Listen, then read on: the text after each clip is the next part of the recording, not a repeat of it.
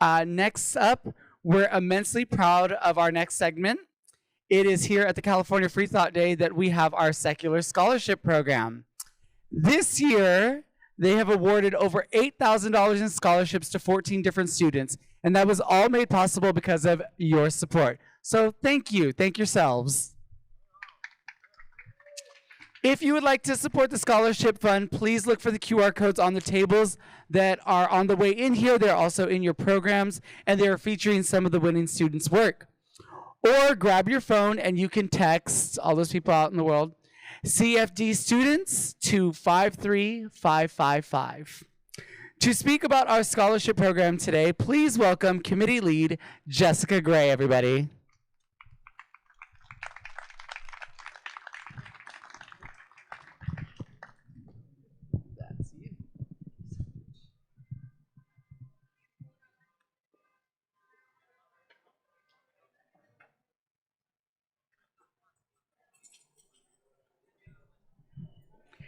Thank you, and thank you, David, for the opportunity to share these successes with everyone today.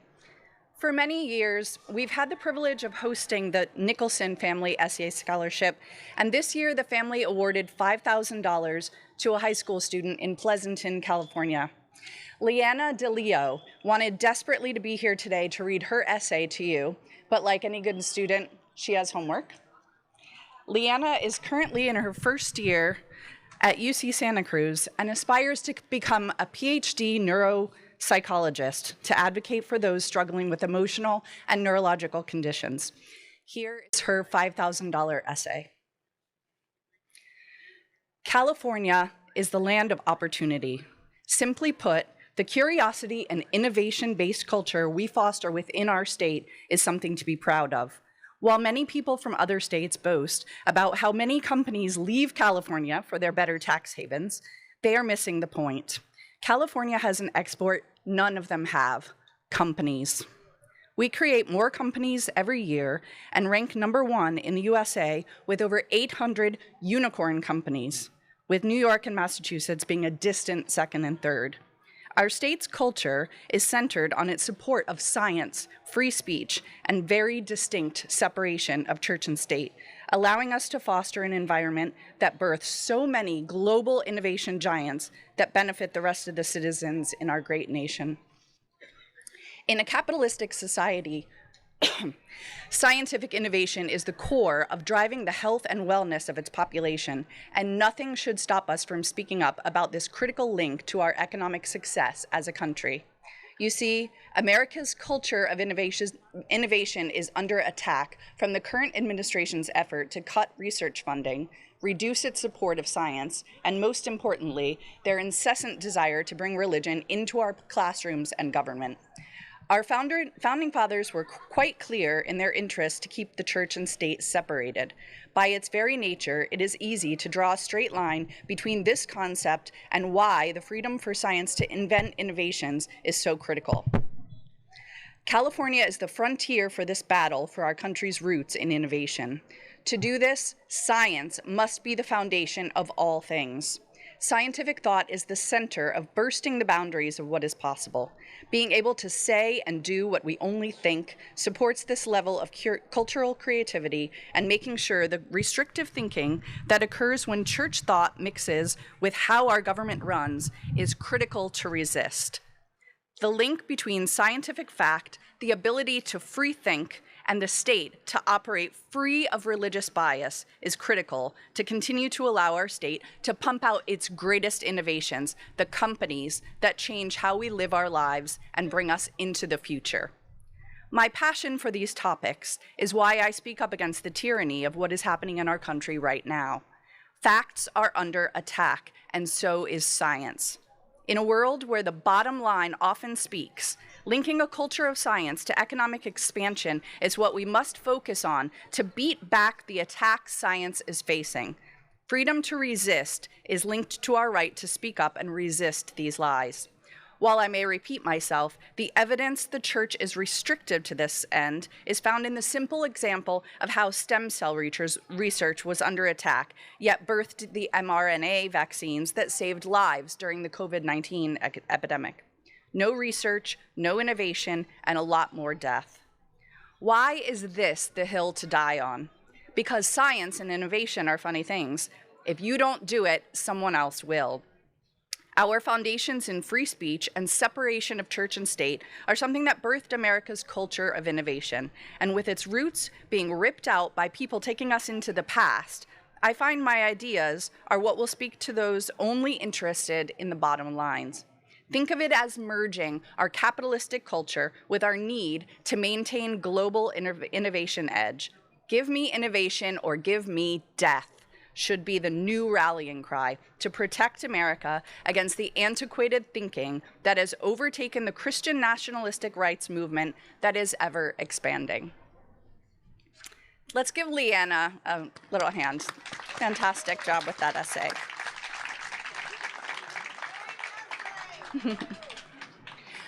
Because of generous donations, we also launched a written speech scholarship a few years ago. The prize was $1,000. We asked students this year to imagine they're addressing the United States Congress and to offer ideas on how our nation can offer liberty and justice for all. The winner this year is Daniel Zhang, a high school junior from San Diego with family ties to UC Davis. I'm going to introduce Nick Gray to read Daniel's winning speech.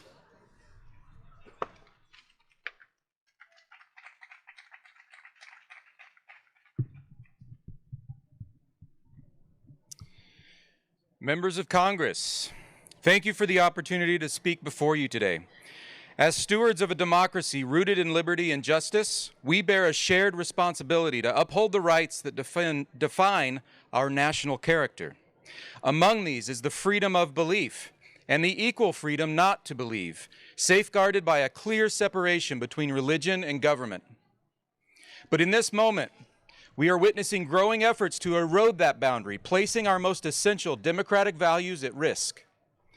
I was born in a small rural town where the line between church and state was more suggestion than law.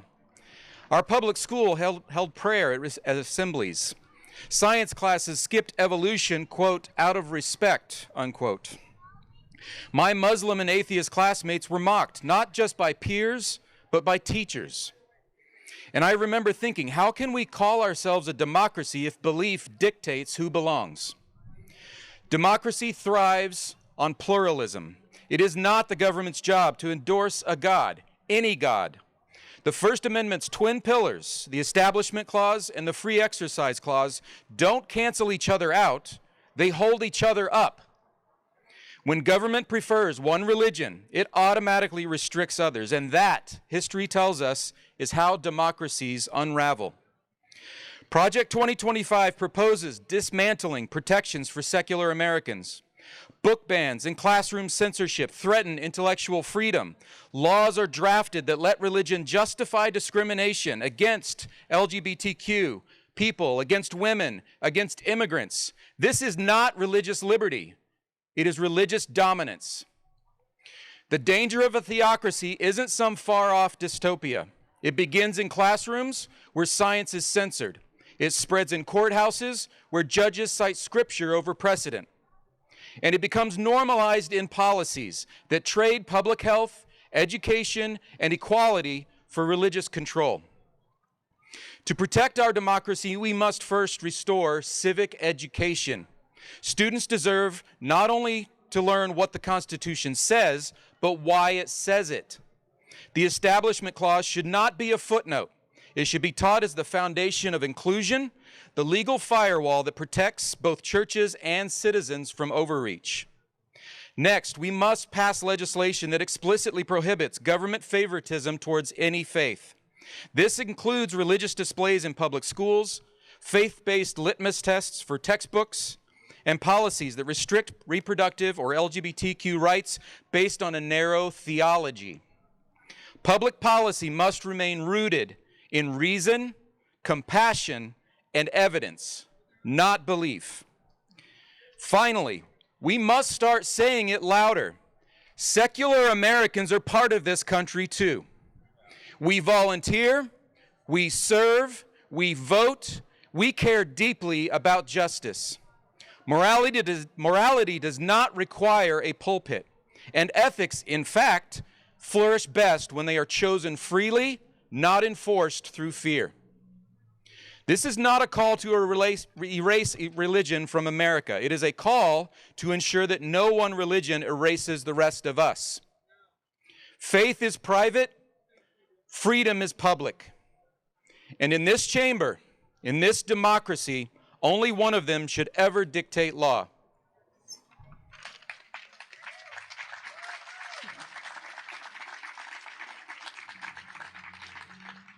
That's great. Daniel's a high school junior. Some of the kids are all right. Our third scholarship, I assure you, is much shorter. We asked students across the country to write limericks and share them via social media, tagging us at Freethought Day. Their entries must reflect on our theme, One Nation, Indivisible, Liberty and Justice for All. Hundreds of students applied, and it's my pleasure to share with you just a few of the $100 each winners. From Fairfield, Connecticut, my old stomping grounds, Charlie wrote, "One nation, they say, standing tall, but cracks run the length of the wall. We patch and we fight for all to have right, or freedom's not freedom at all." From Philadelphia, Pennsylvania, Derek wrote, "Though voices may clash and may call, true freedom must still stand for all. When rights intertwine, your struggle is mine. We rise indivisible, tall." And from Old Bridge, New Jersey, Raphael wrote, "The promise of freedom is clear when young voices rise without fear. In Senate and streets, our action repeats till justice is truly sincere."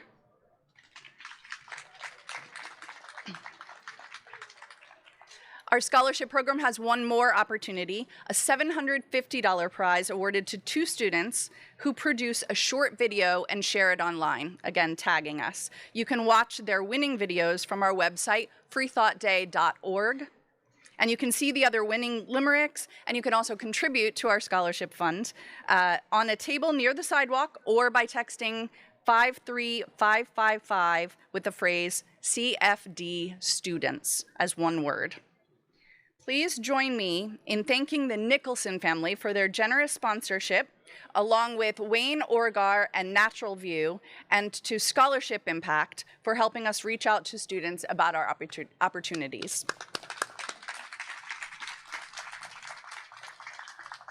Of course, California Freethought Day isn't the only secular organization offering student scholarships. Many of you are familiar with the Freedom from Religion Foundation, whose table is here today. The FFRF offers many scholarships as well, and we're thrilled that one of their students could join us today to read their winning essay for that scholarship to you. Please welcome from UC Berkeley, Shoria Bhartia.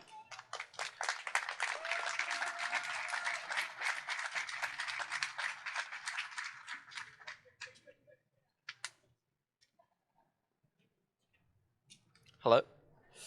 Hi there, how's it going? Pardon? Oh, okay. How's this? My name's Shoria. I am studying bioengineering and EECS, hopefully, this fall at Berkeley. Oh, well, currently. I moved to Pasadena when I was 13 from London originally. But yeah, Pasadena. I guess I should get started. When my father's monitor chirped its antiseptic lullaby, I folded my hands by his bed and whispered T.S. Eliot's final benediction, Shanti, Shanti, Shanti. Peace, however, arrived not from heaven, but from earth. My mother translating medical jargon into treatment plans, nurses rehearsing compassion in midnight shifts, a technician tightening the IV line with the tenderness of a friend. That ward became the first classroom in which I learned that goodness is a verb, not a theology. Marcus Aurelius crystallized what the ward had taught me. We govern only our choices and the help we extend. Virtue, he wrote, is what you do when nothing compels you but conscience. In practice, secular conscience is potent. Developmental psychologist Paul Bloom shows that infants display empathy before they can pronounce a single prayer. Compassion is older than creed. When critics claim morality collapses without scripture, I recall the cardiology resident who stayed past her shift so that my father would not wake up alone. Her kindness did not depend on a promised heaven. I've tried to pass that kindness forward. At the Altadena Library, I coach 8-year-olds through the baffling opening of the Queen's Gambit. The moment a child spots a 3-move checkmate, the room feels brighter. In my political discourse club, students wearing MAGA hats trade questions, not epithets, with self-described socialists. These spaces thrive on dialogue, the solidarity of conversation, as Richard Rorty celebrated, rather than on catechism. Skeptics ask what anchors secular ethics. Neuroscientist Sam Harris proposes a simple metric, the flourishing of conscious beings. By that measure, my mother's evidence-driven, relentless lengthened a single life. A low-cost ramen detector I helped build during my photon systems internship can safeguard thousands more by spotting contaminants in clinic samples. Moral progress, then, is not divine revelation, but cumulative troubleshooting. Science, empathy, iteration. Thomas Paine distilled this ethos into one sentence: "The world is my country, and to do good is my religion." I sign on to his congregation of the unaffiliated. Like Eliot's fragments, our lives are scattered, yet in each deliberate act of help, we stitch another thread across the gaps. No choir sings for the nurse's quiet heroism. No scripture canonizes a child's first selfless move on a chessboard, yet the world tilts incrementally towards mercy. So I keep Eliot's blessing, but address it to human hands. Shanti to the researcher cultivating hope in a petri dish. Shanti to the student who listens before arguing. Shanti to anyone who does good for its own quiet sake. In that shared, earthbound liturgy, I find all the sanctuary I need. Thank you. Thank you all, and thanks for your support for our scholarship funds. Everybody, bigger round of applause for them. Thank you, Jessica. Thank you, Sharia, and everyone who entered our contests.